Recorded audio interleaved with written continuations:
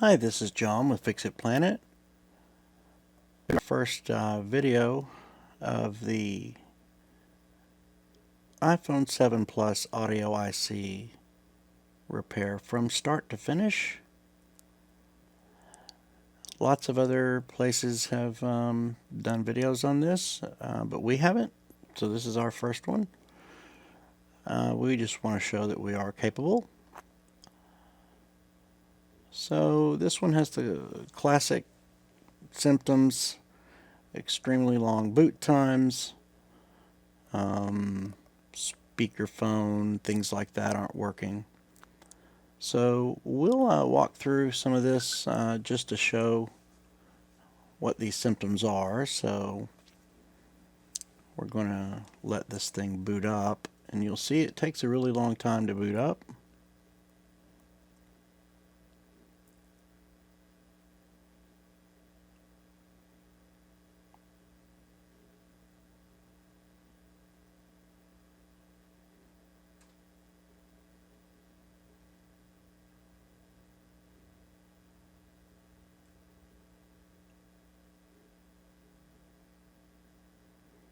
So in some cases you can replace the audio IC and add a jumper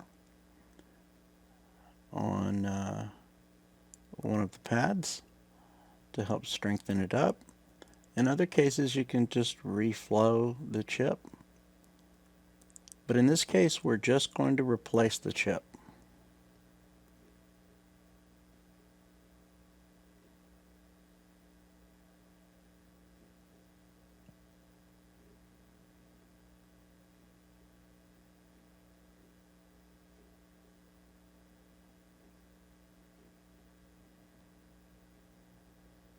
So as you can see, we're still waiting for it to boot up. And for the sake of the video, in this particular case, this portion, while we're waiting for it to boot up, was sped up 2 times the speed.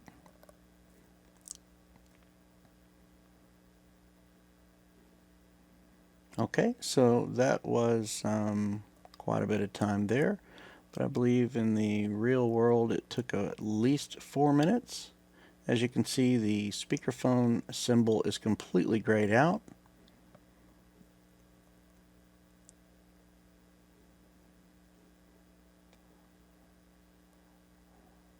So we get no sound, we get the long boot times, and so on.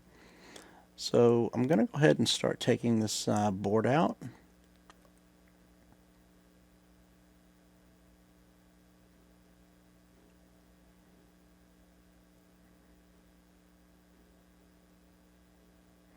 And for the sake of time in this video, I also don't show the entire process of taking this phone completely apart and putting it all back together, because that's not what this video is really about. It's more about the start to finish of the IC repair, or replacement in this case.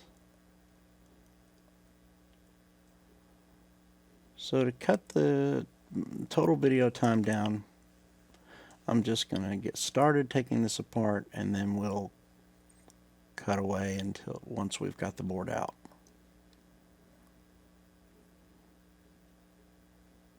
We also replaced the screen on this, but that's not in this video either.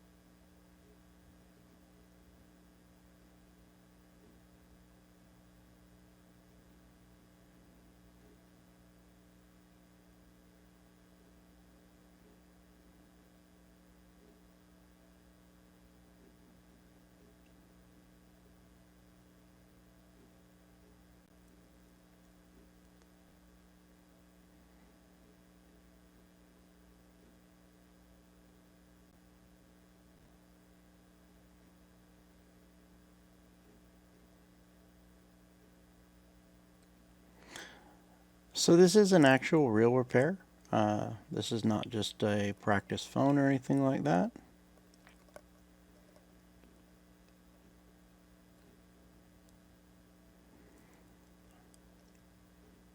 But since I don't have one of these videos uploaded, I wanted to go ahead and do that in this particular case, since I had a little bit of extra time.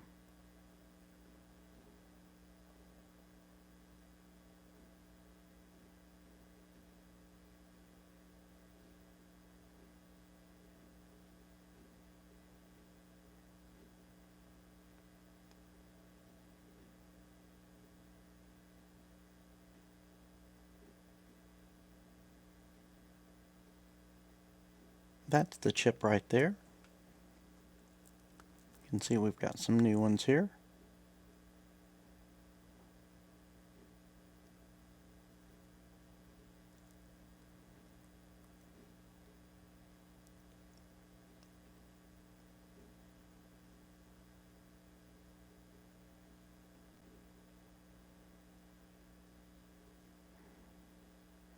Now we'll go ahead and cut under the microscope for the actual IC replacement.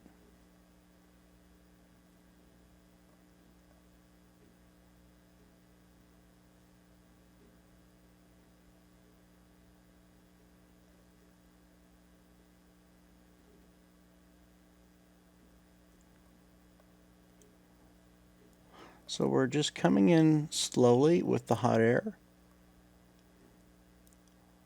because this board is not on a preheater and has not been preheated. So we want to come in slowly with the heat and gradually come in closer and closer.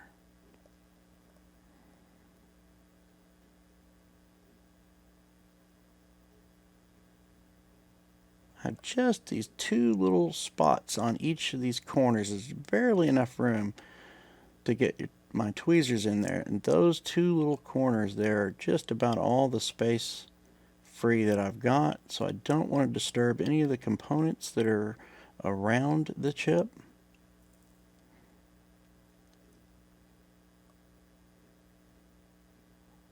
And there's a couple of very small resistors on the very near the bottom left-hand corner there where the tweezer is, but there's a little tiny bit of space on either side there for me to get my tweezers in.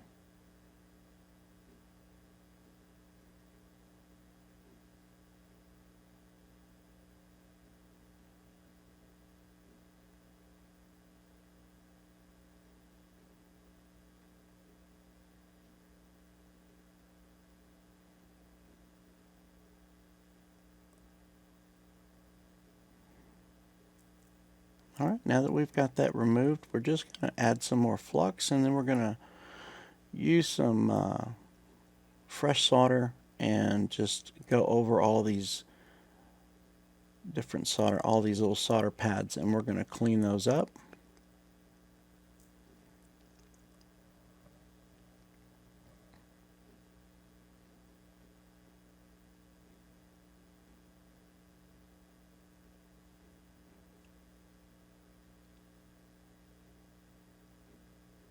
And get it prepped and ready for the new chip.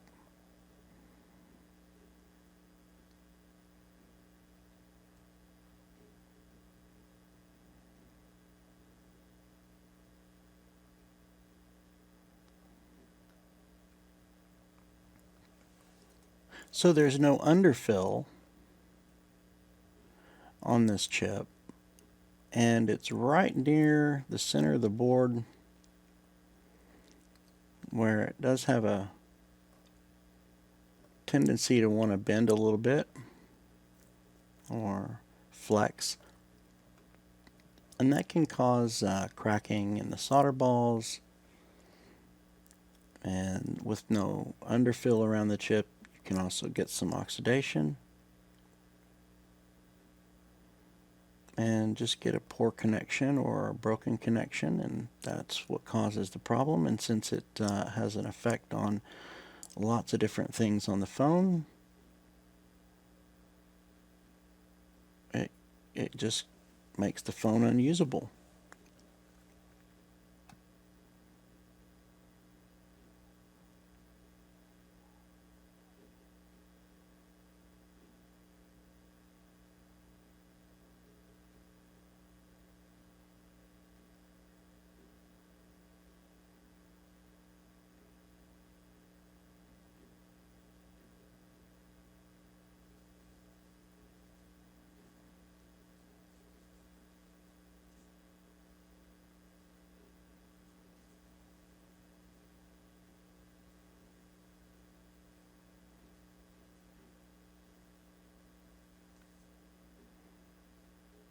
So I'm super excited. I've moved into my new location, and this is really the only the second video that I've been able to upload since I got moved in.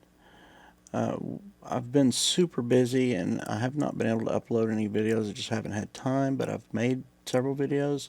They're not finished, and this is just one of them. And I was really excited because I got to use all of my I got to use my new microscope camera and things like that in the new location. So I do have other videos ready, will be ready soon to upload.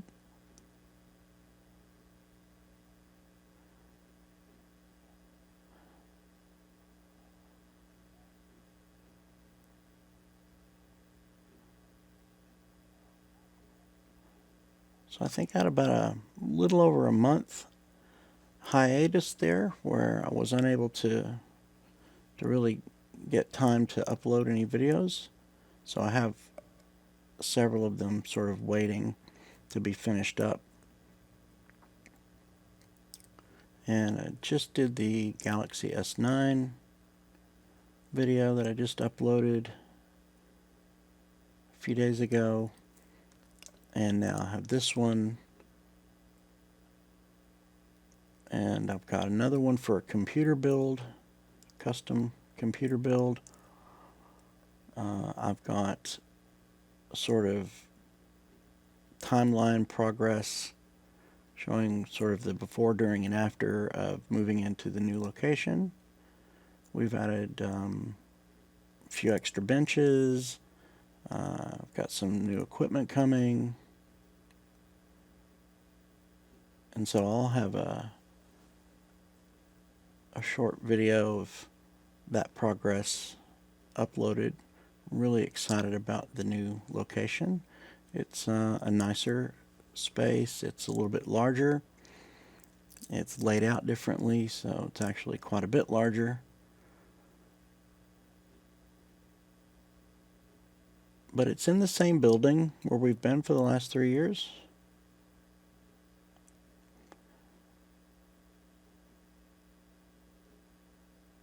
But we just moved downstairs. We were upstairs.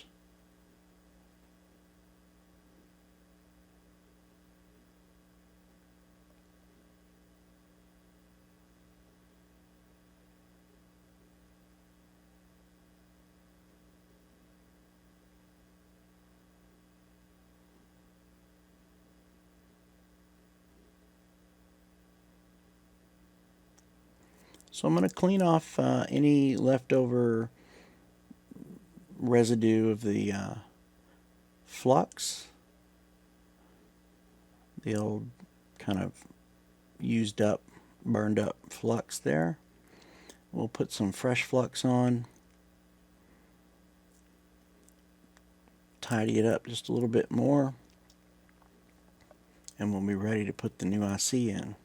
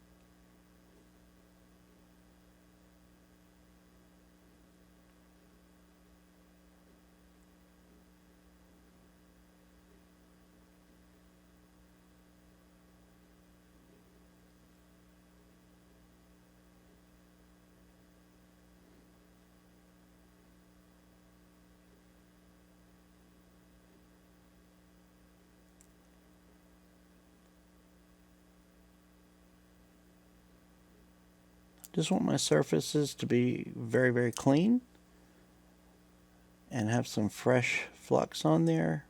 Make sure all those pads have been tinned before I put the new IC on.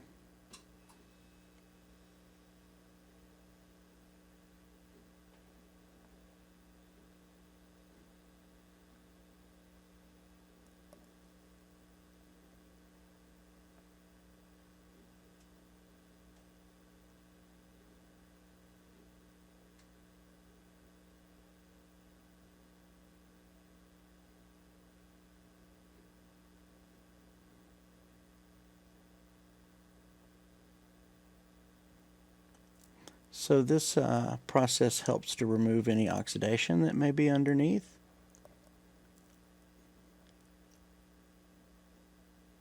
And we want all the pads to be nice and even.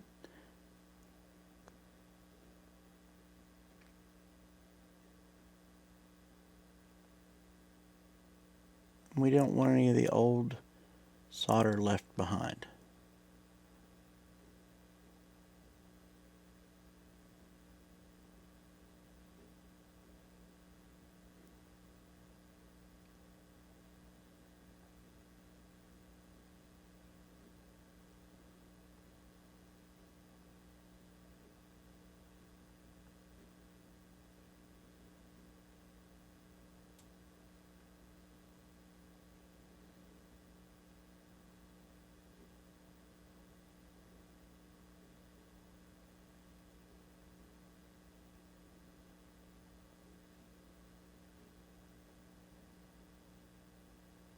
You could also reball the original chip in some cases. I think I mentioned one where you could just reflow the chip, another one where you can remove the chip and strengthen up one of the pads, and then you could also reball the chip.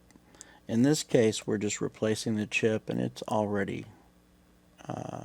has the balls. So we just need a nice clean surface for it to bond.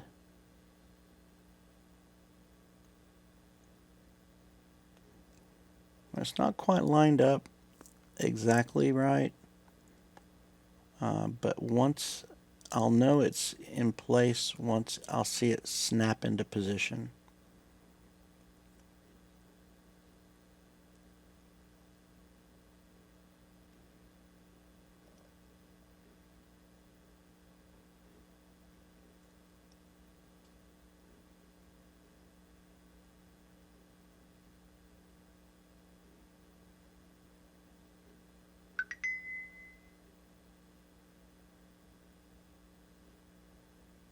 There it goes. Absolutely perfect.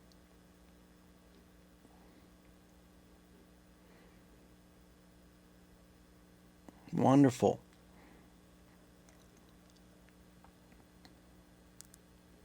So we haven't disturbed any of the components that are around the IC. That chip's got a lot of stuff around it, and we managed to get that off and back on again without knocking around any of those other components.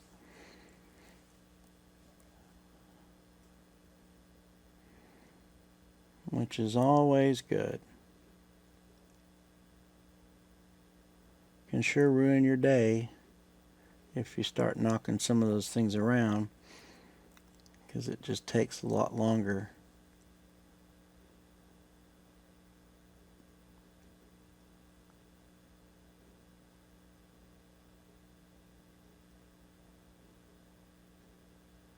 So I'm going to let it cool just a little bit, and then we'll get some alcohol and go ahead and clean it. Get any residue from the flux removed.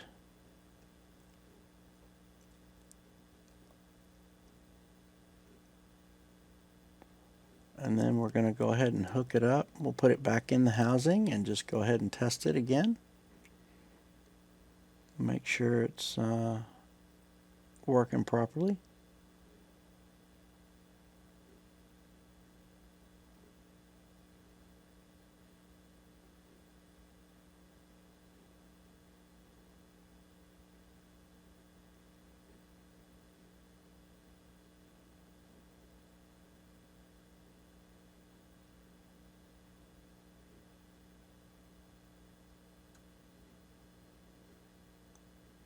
I got a little bit of solder over on the right side there on that, just on the edge of the metal there, but it's not going to hurt anything.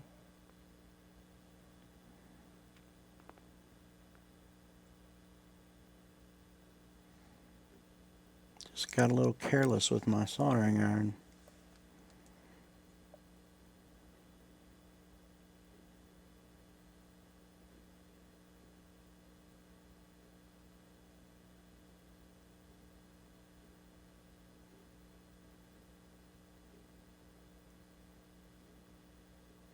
So there's also CPU baseband chip underneath on the other side of the board, very near where we're working. So it's very important that we do this as quickly as possible and have as little heat as only as much heat as we just need to get it on, get it off, get it back on again as quickly as possible. We don't want to put a lot of heat in that area.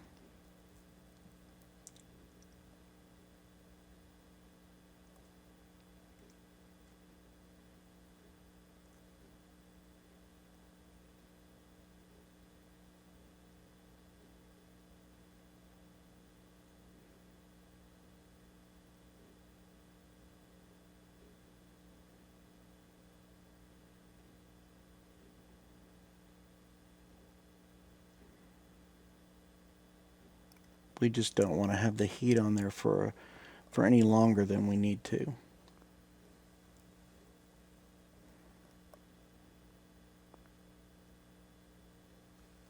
So again, I'm just going to get this board in the housing, and I may cut out a little bit of the, I'll get it started, and then I think might cut out the last little bit, putting all the stuff back. Just to cut down a little bit on time so we can check this out.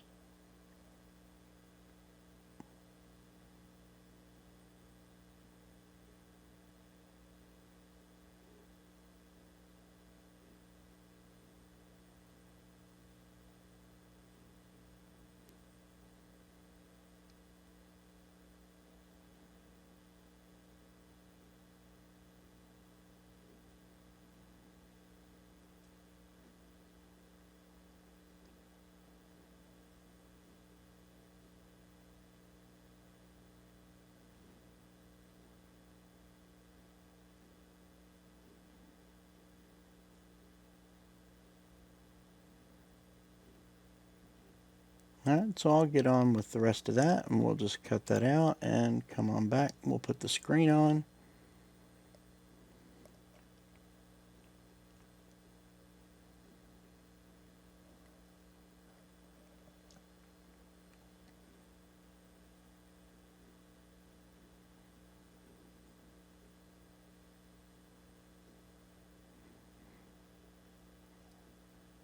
Now we should see a much quicker boot time.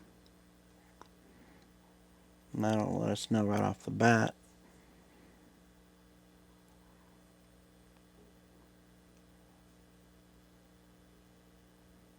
So as you can see, it booted right up. Much faster. Now we'll check out the audio. As you can see, it is back in business and is working fine. Hopefully you found this interesting, and I appreciate you guys watching. If you like it, like, share, and subscribe. We'll see you next time. Bye-bye now.